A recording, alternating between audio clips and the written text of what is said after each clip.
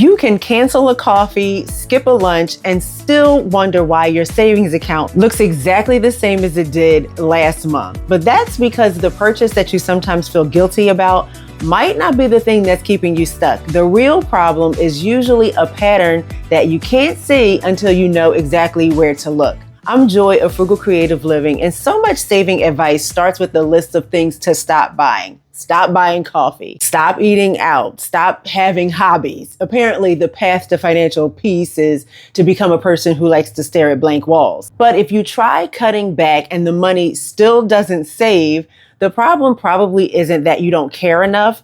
It's that saving is being asked to wait until the end of a system that's designed to spend first. So in this video, I'm just going to show you some money problems or some money drains that don't always look like overspending. And then I'm going to give you a simple 3-part fix that you can start today. I want you to imagine with me. Imagine there's a small fire and you're trying to fill a bucket with water to put it out. But no matter how long the water runs in the bucket, it never fills. And then you discover the problem. There's a hole in the bottom. Before you can deal with the fire, you have to plug the leak. In real life, that fire might be an unexpected car repair or a medical bill or a trip to help a family member, or maybe something you have to do for your children. Savings can help you handle those emergencies, but only if money isn't continually leaking out of your budget. Some of those leaks are obvious ones like takeout or convenience spending or forgotten subscriptions, but others are a little harder to notice. Maybe you buy food you already have because you didn't check first. Or maybe food is going bad before you get to use it, and then you end up spending extra money replacing it. Or maybe it's that you buy yet another bottle of some special hair conditioner when you already have several bottles at home. Or maybe it's just extra batteries or some rolls of tape because you couldn't remember whether you already had some. And I've done every one of these things, and they're easy habits to fall into. But the bottom line is that it's difficult to build savings while these small leaks continue draining the bucket. So the first step is to find them and plug them. And that's what we're going to do in this video. We're going to identify those leaks, replace those temporary patches with some dependable systems, because we don't want to cover the holes with little pieces of gum that lose their stickiness and fall off. We want lasting systems that keep the money in the bucket. So one of the first drains is this belief that you're going to save whatever is left at the end of the month. And it sounds sensible. You know, you pay the bills, you buy what you need, handle whatever comes up, and then save the rest. But the problem is that the rest has no protection. It's available for every small choice or every forgotten expense and every moment when convenience seems to win. And convenience wins a lot because, you know, we're not some budgeting software app just walking around. We are human beings, right? And we love convenience. But think of having a checking account that has that little bit of extra money in it. And that little bit of extra money sometimes feels like permission to spend. And it seems like it's just enough of that upgraded shipping or extra grocery item or that app renewal, or maybe that quick takeout order, or maybe even that household thing that you meant to compare prices on, but you bought immediately because it was really cute. None of those choices has to be outrageous, but together they end up claiming the money that you have before your savings does. And the fix is not to wait for a larger amount of money. You just have to give savings an earlier or higher priority on the list. So you can pick an amount that's small enough for you to be able to repeat it. It could be $5, $10, $20, just as a starting point, and then schedule it to go to savings just after your income arrives. And if your income varies,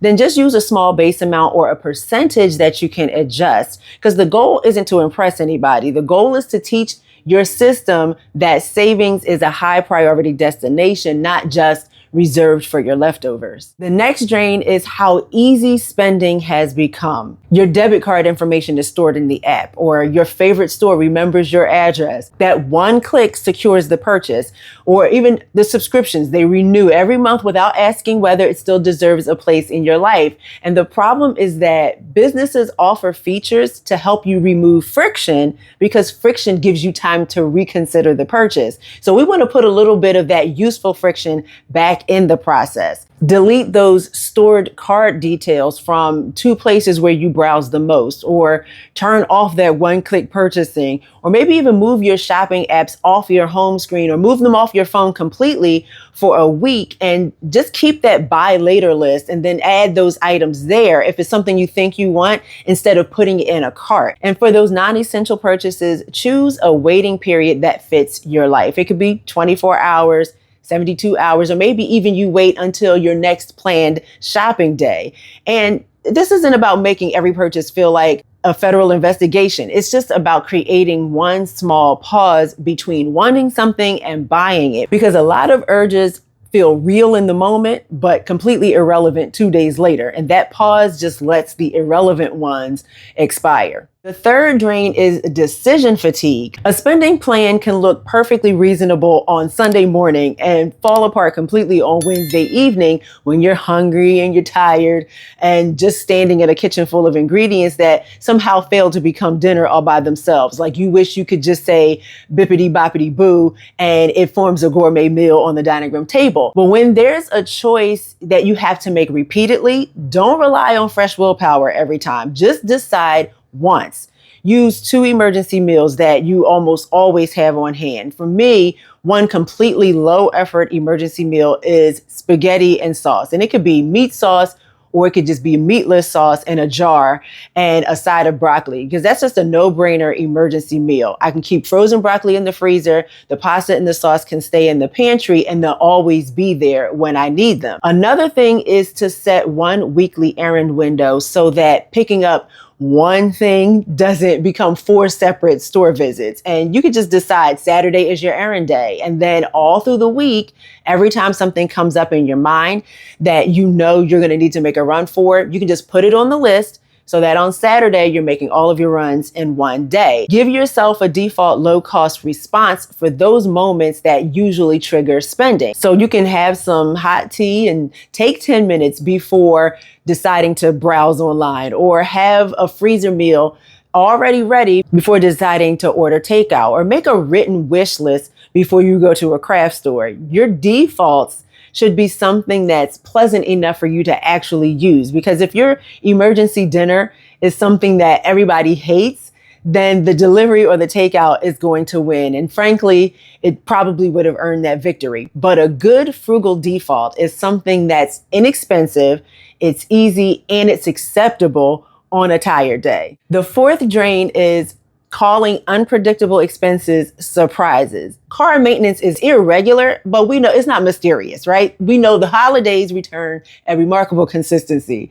Pets, home care, clothing, gifts, annual renewals. We know all of those things are going to come up eventually. So when those costs end up coming out of the same checking account that you use for daily life, sometimes they end up wiping out whatever looked savable, and then it feels like saving never works for you. Just make a short list of expenses that don't happen every month, but that you know are going to come back around. Don't try to remember every possible expense in human history. Just start with 3, if that's all you can come up with, and estimate what each one is going to cost. Then divide that number by the number of pay periods before it's due and create a small sinking fund. So just put a little bit aside towards those expenses throughout the months prior to when they're due. And if the estimate that you come up with is imperfect, that's fine. Just being partially prepared is still cheaper and calmer than being completely surprised when the expense comes back up. One way I manage those expenses, especially the bigger ones, is with a separate bank account. If separate accounts isn't practical for you, just use labeled savings buckets or some envelopes, or even a simple note that just shows how much of the balance is reserved. The method you use matters less than giving those future expenses a specific place to live until it's time to pay them. The fifth drain is the job a purchase is doing. It's kind of the emotional job of the spending. Sometimes spending is going to buy you convenience. Sometimes it buys relief or novelty or a sense of progress, or maybe even a tiny reward after a hard day. If you remove the purchase, but you ignore the job it was doing, the need is still sitting there tapping its foot, waiting for you to address it. So before judging the expense, ask, what was I hoping that this purchase was going to do for me? If browsing online gives you some sense of novelty, then instead maybe just keep some sort of a rotating library list where you get a new book or a new video from the library. Or maybe rearrange a shelf just to make your space feel new, or try a project from some supplies that you already own, or maybe even just trade some materials with a friend. If takeout gives you relief, try improving your emergency meal plan. Maybe your current one doesn't include anything that you really look forward to eating. And so then you end up ignoring that emergency meal, and just maybe improve it a little bit for yourself. If some home purchase makes you feel more productive, maybe just keep a finish before buying list and then complete one small task first. So you're being productive, but within the things you already have. And the replacement doesn't have to be free. It just needs to meet the same need, but for less money and maybe less often. So you can have a planned treat that can live comfortably in your spending plan, because the goal isn't to eliminate joy and pleasure from your everyday life. This is frugal, creative living. We just want to live creatively and intentionally. Okay, so now we want to turn all of this into one simple system. First, catch one drain. Just look at the last 7 days of transactions. And this isn't to shame yourself, but just to spot any repeats. Circle one category or situation, whether it's convenience food or browsing purchases, renewals, extra store trips, or another pattern that you might recognize. The second thing to do is block the easiest exit. Just add one barrier that fits that drain. So remove the saved card if that's the issue you have, or cancel or pause the renewal of whatever it might be. Put the shopping app in a folder so it's harder to see, or take it off your home screen, or even hide the icon so you have to search for the app. It just creates some friction to give you more time to pause. That's what you want to put in place. You can stock up another emergency meal or improve the one that you have. Choose one weekly shopping day, because the point is that you're redesigning the moment when money usually leaves your pocket or your account. Third is to redirect a specific amount. So if you cancel a $12 renewal, then schedule for $12 to go to your savings. If you know you normally make extra store trips on Tuesday or Thursday outside of your planned shopping day, and you skip one of those days, then transfer a realistic portion of what that trip normally would have cost you. And if you're not sure about the amount, then just begin with $5. That transfer completes the loop. Otherwise, money not spent can remain in your checking account and quietly volunteer for another assignment. So here's an example. Imagine you notice 3 small convenience purchases every week, mostly on tired afternoons, and you know which afternoons you're most likely to be tired. You don't have to ban those purchases forever. Just pack a drink twice a week. Keep one planned purchase and then automatically move $10 on payday to a savings bucket. The win isn't necessarily the $10. The win is the system that you can repeat without negotiating with yourself every tired afternoon. And that's the system. Catch the drain, block it, and redirect the money. Catch the drain, block it, and redirect the money. If you can see the drains, but you just feel overwhelmed by trying to fix them all at once, you might benefit from downloading my free 3-day Frugal Reset Quick Start. And it's just going to help you reset without turning your whole week upside down. And you can find the link to that in the description. You do not need to prove that you deserve savings by becoming perfectly disciplined. You just need a setup that protects a small amount before the easy choices and predictable expenses absorb it all. We just want to make saving the easier choice. So today, just choose one drain, add one barrier to that drain, and then redirect one amount. And a small amount is perfectly fine, because the fact that it's a repeatable process is what makes it powerful. If this video has been helpful for you in any way, please give it a thumbs up. Subscribe to the channel if you haven't done so already. Feel free to share this video with someone else that you think will find it useful. And let me know in the comments which drains tend to get you the most. And also remember to download that free 3-day Frugal Reset Quick Start. And I'll see you in the next video. Bye.